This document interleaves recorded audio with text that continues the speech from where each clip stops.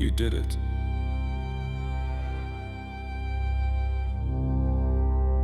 The war you were fighting, the one no one else could see, is finally over.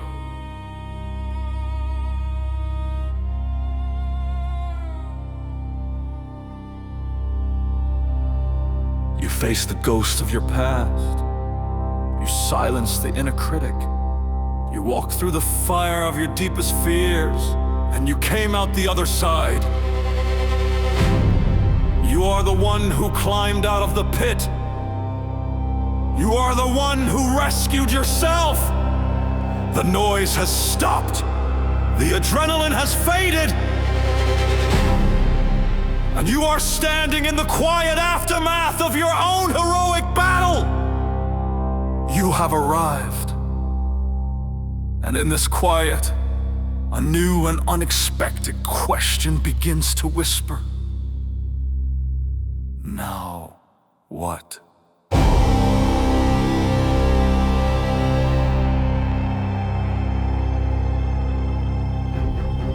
This is the part of the story they never tell you about.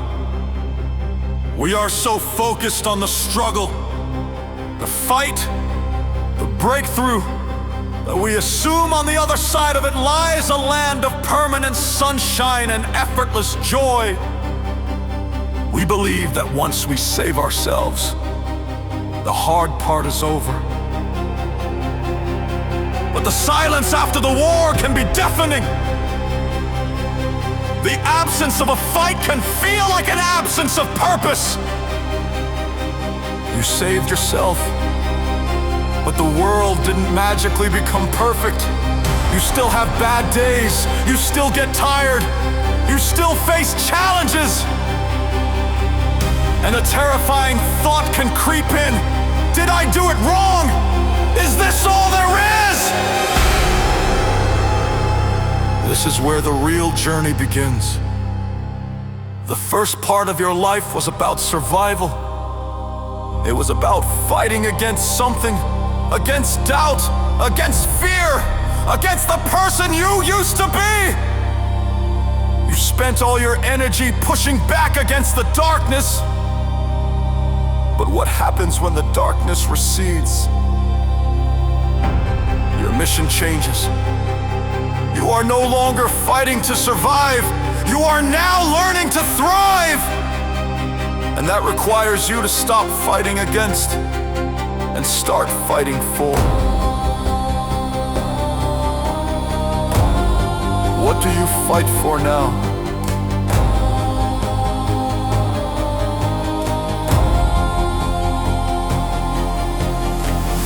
First, you fight for joy.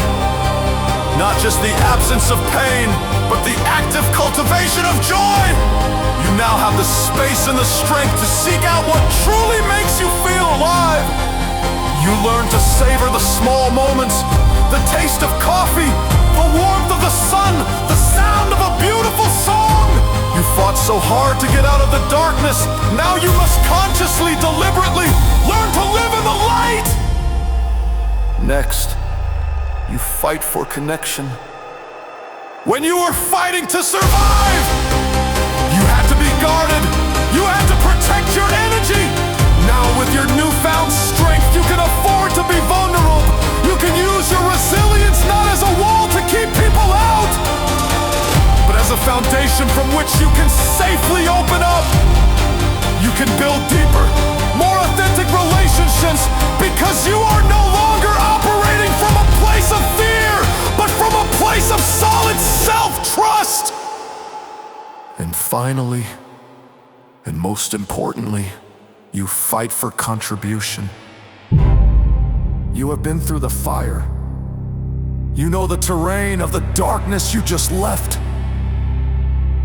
And now, you have a new role. You become the lighthouse.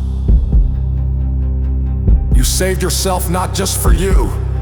You saved yourself so that you could become a beacon for others who are still lost in the storm.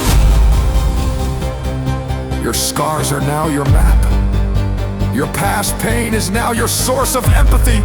You can sit with someone in their struggle without flinching, because you know the way out. You don't have to preach or lecture.